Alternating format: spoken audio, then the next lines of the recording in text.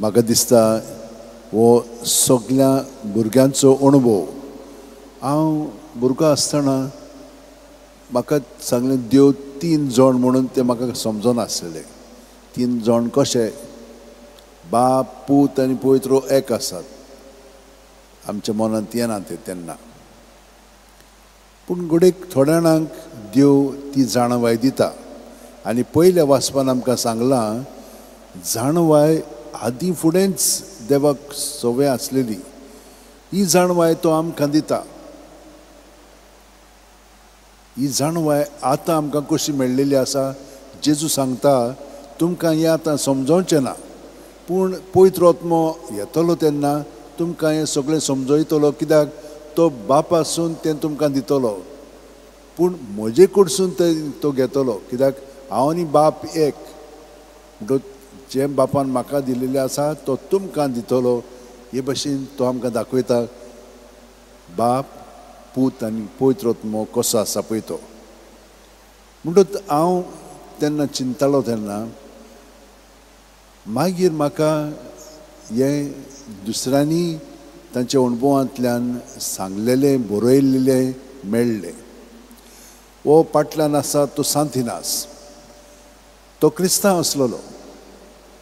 बावतिजम घेतलेलो, सगळें घेतलेलें, पूण सोल्दाद आसलेलो. जेन्ना जेजून ताका आपोवणें दिलें आनी कशें दिलें जाणाय, तो जबरदस्तीन आपूण झुजांत सामील जाल्लो.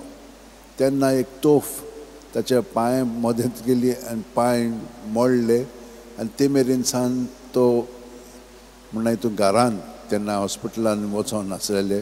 घरांत तो म्हणना तो बरो जातालो. तेन्ना ताका थोडी पुस्तकां दिली. ताणें ती भायर मारली. कित्याक तसली नाका आसली ताका पुस्तकां, झुजाची जाय आसलेली, हो रोमांस. ती मेळोंक ना. मागीर ताणें ती घेतली आनी हे भशेन देवान ताका हळू हळू आपूण कोण पळय तो दाखयलो.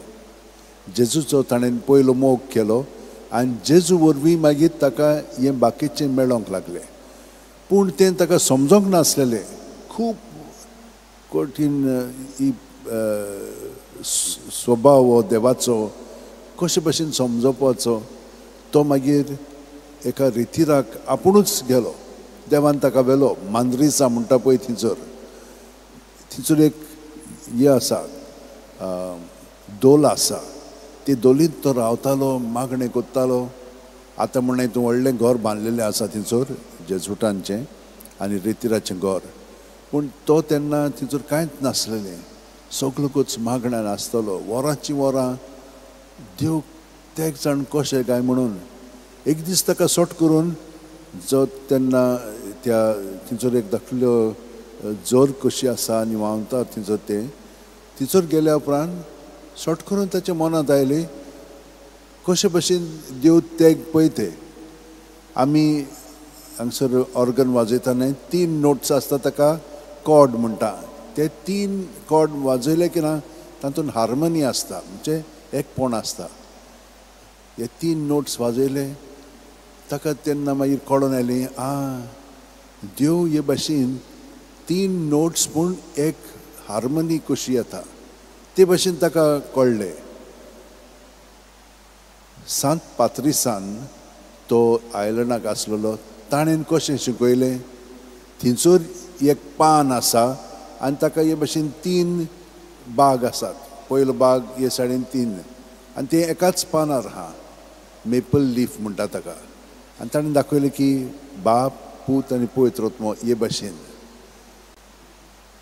सांत जुझे कापिस्त्रानो ताका जेन्ना परिक्षेन विचारलें तेग जाण कशें तूं आमकां दाखयतलें, ताणें कितें केलें जाणाय, एक चादर हाडलें, एक फोल्ड, दुसरो फोल्ड.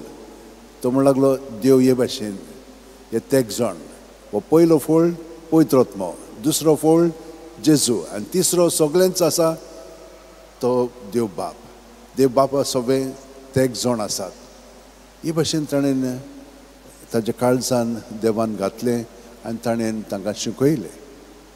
आतां आमी कशे भशेन शिकतात आमी जाणो आमी म्हणटा म्हणूंक जाय म्हणून म्हणटा, पूण हो अणभव आमचे मदें घडोवंक जाय. आतां हांव सदांच हांगसर सकाळचो मागणें घेता. ह्या मागण्यांत जेजून आमकां कितें सांगलां ताची उतरां घेता हांव. म्हजे सवेर रिगून रावात आनी हांवूय तुमचे सवेर रिगून रावतां. तें सोंपें. तो म्हजे सवेर रिगून रावता, हांव ताचे सवेर रिगून. पूण ही रावता तो रिगून. आतां आमी तर आमची कूडच पळयल्यार भायलो आकार आसो ती कूड, पूण ही कूड ताचे मदीं भितर मन आसा. मनांत आमकां कुडींत कितें जाता तें कळटा. पूण मन आनी कूडच न्हय, आमचो आत्मो आसा. आत्मो ही आसा तो सुस्कारान आसा. सुस्कार आसना जाल्यार मन आनी कूड कित्याकूच करना, काबार जाता. मेली म्हणटच कितें जाता मागीर? आत्मो आमचो आनी मन आमचें देवा सोबे वता. आनी निमाणे दिसा आमची कुडूय एक जातली म्हणून आमचो हो बावार्थ आसा. आनी सत मानता म्हणटा तेन्ना आमी थंयसर तें उच्चारता आनी तें आमी सत मानता. तर मागीर अशे भाशेन आमची कुडींत देव येता, जेजू येता आनी आमी ताचे सवेर रावता. आनी तो आमकां दाखयता कशे भाशेन बाप आसा पळय तो. कित्याक ताणें कितें सांगलां, जसो हांव बापाक वळखता आनी बाप म्हाका वळखता, तसो हांव म्हज्याक वळखता आनी म्हजी ती म्हाका वळखतात. तो जेजू बरोबर आमी रावलीं की ना, मागीर तो आमकां भितरल्यान आपल्या जिवितान उदीक आनी उदीक एक करून तो बापाक एकवटून आसा तें दाखयता. आमकां मागीर तें कळोंक लागता की तो आयज आमकां सांगलां ते प्रमाणें हांव म्हजे वस्तूंक कांय म्हणिना, हांव बाप म्हाका सांगता तें हांव उलयतां. ते भाशेन तो आपलें जिवीत बापाक एकवटून जियेतालो. पूण आमी पळयलां की जेन्ना तो अरण्यांत वेता तेन्ना तो कसो वेता अरण्यांत? बावतिस्म घेता तेन्ना पवित्र आत्मो ताचेर देंवता पारवो कसो. आनी मागीर पवित्र आत्मो ताका अरण्यांत व्हरता. आनी पवित्र आत्म्याच्या आदारान तो 40 दीस उपवास करता आनी देवा बरोबर आपलें जिवीत सादता. आपणाचेर पातयेवन न्हय, देवाचेर पातयेवन आपलें जिवीत जियेता. आनी हे भाशेन ताणें बापाक आपणायलो आनी पवित्र आत्मो ताका प्रेरणा दिवंक लागलो. वय ताका अभिशेक केला म्हणून आमी आयकलां. आनी मागीर तो सगल्यांक बरी खबर दिवंक वेता. हे भाशेन जेजूच्या जिवितान घडलें. आनी जेजू हे दुसऱ्या वाचपान आमकां सांगलां, तो आमकां आपल्या जिवितान हे भाशेन एकवटाय येता आनी हो बापाचो आनी पवित्र आत्म्याचो अणभव दिता. आमकां सगळ्या जाणांक घडलेलो आसा. आमी थिरावणेचो संस्कार घेता तेन्ना पवित्र आत्मो आमकां दिलेलो आसा. पूण सट करून आमकां ताची म्हायती येता, हो आमी समजोंक लागता आनी हो अणभव मागीर आमकां सोडिना. तेन्ना आमकां कोणाच्यानूच आलोवंक जायना.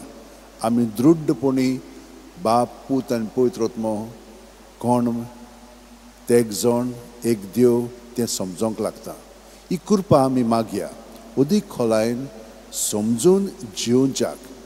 कित्याक बाप आमकां ताचो मोग जेजू वरवीं आमच्या काळजांनी ओतता आनी आमकां तो बोगसणें दिता. आनी हे परी आमकां जेजू सोडवून हाडटा आनी पवित्र आत्मो आमकां पवित्रपणान दवरता. सगळीं जाणां आमचे हात अशें ओंठेन दवरया. ही समजणी उदीक खोलायन आमकां मेळच्याक हो वेळ जेजू सगळें सारलो की ना खोलायन, तो मागीर आमचे भावार्थाचे दोळे उक्ते कोत्ता. बोरवाशान आमी जिवंक लागता आनी ताच्या प्रिती मोगान आमचो सगळो वावर आमी करूंक लागता. आमी न्हय, तो आमचे सगळें, कित्याक आमी ताचे कुडीचे सांदे. जेजू आमची मनां तूंच उजवाडाय तुजे जाणवायन पवित्र आत्म्यान आनी आमचें जिवीत उदीक आनी उदीक तुज्या सांगाता सारूंक आमकां मदत कर.